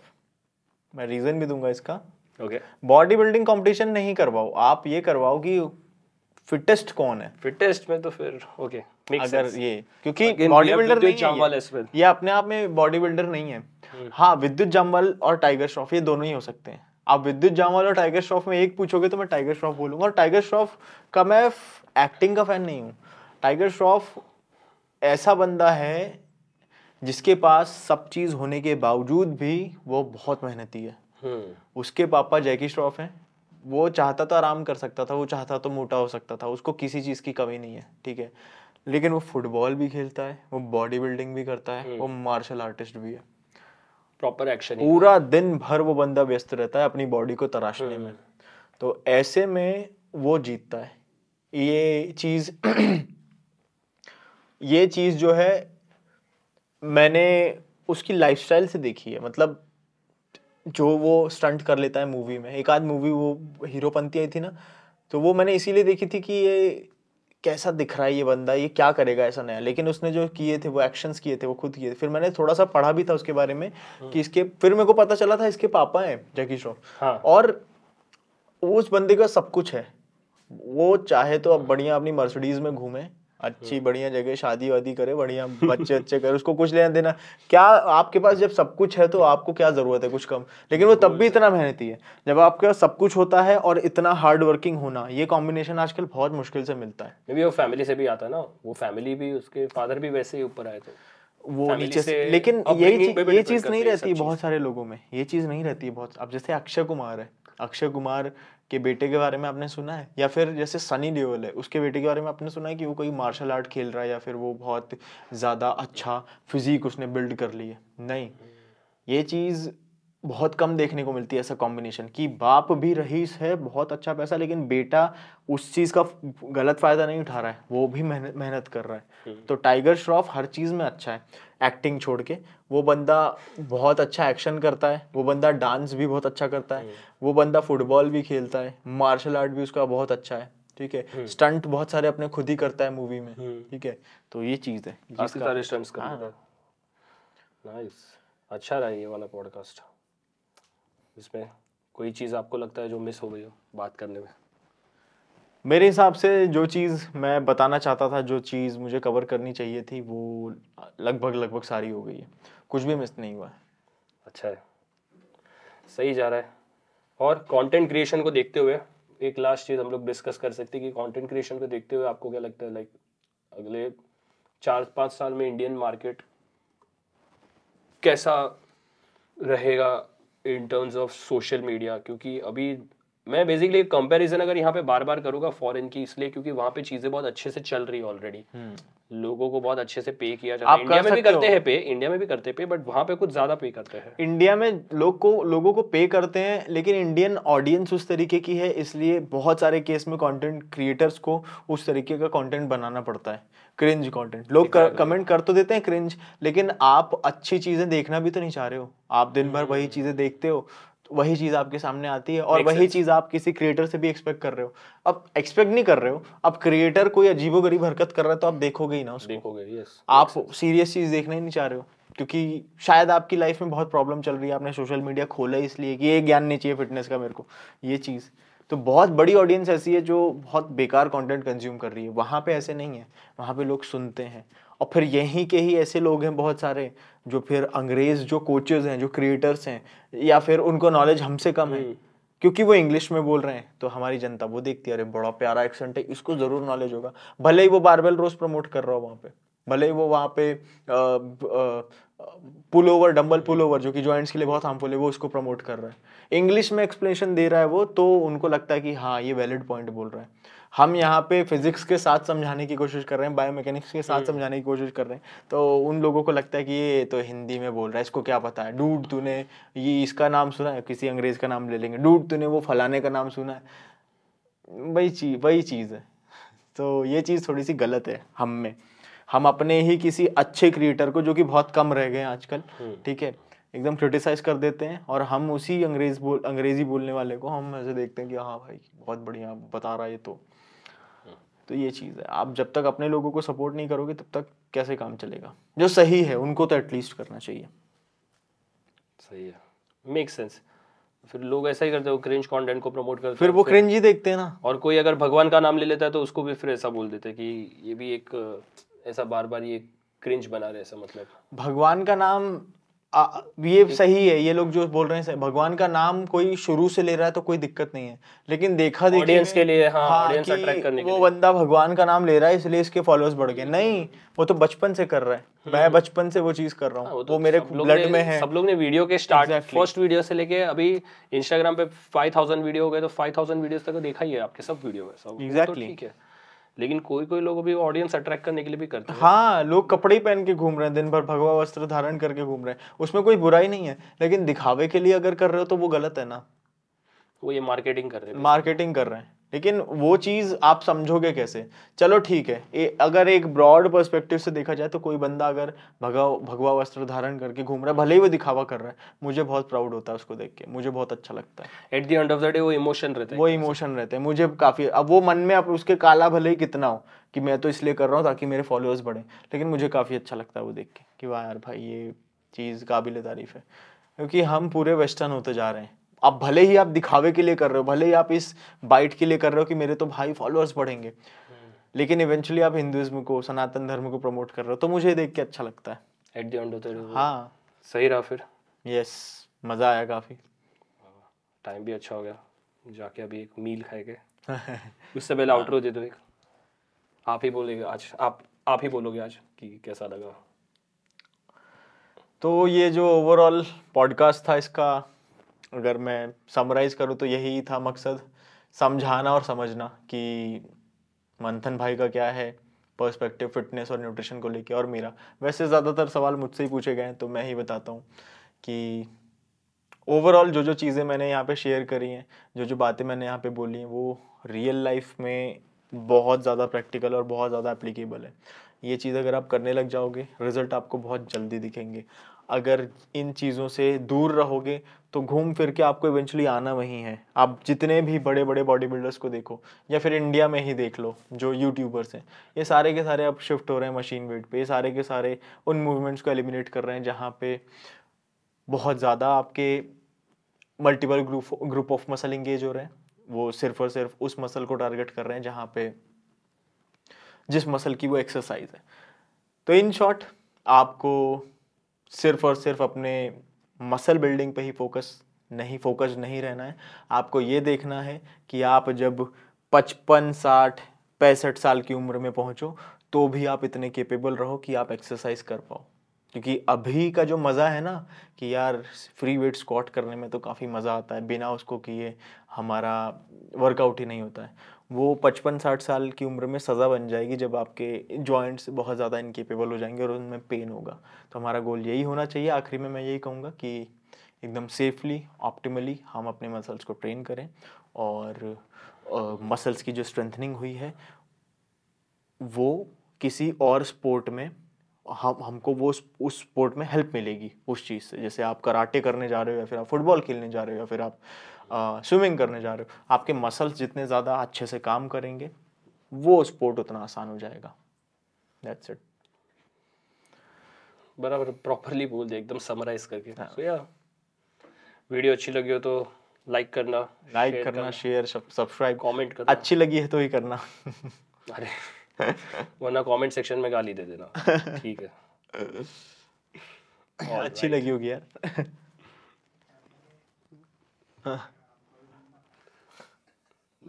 So let's pack up.